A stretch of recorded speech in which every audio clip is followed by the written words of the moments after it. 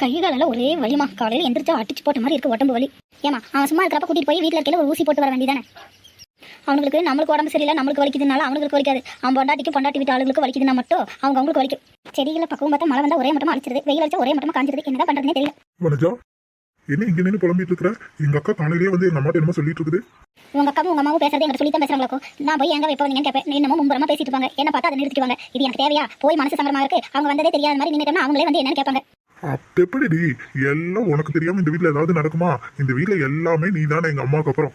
இப்படி சொல்லிதான் எல்லா வீட்டுக்காரும் பொண்டாட்டிகளை ஏமாத்திட்டு இருக்கீங்க. உங்க வீட்டு ஆளுகளுக்கு சப்போர்ட் பண்றதுக்கு எல்லாம் நீ தான் இந்த வீட்டுல, அதனால தான் உன்னை கேட்கறாங்கன்னு சொல்லிடுறீங்க.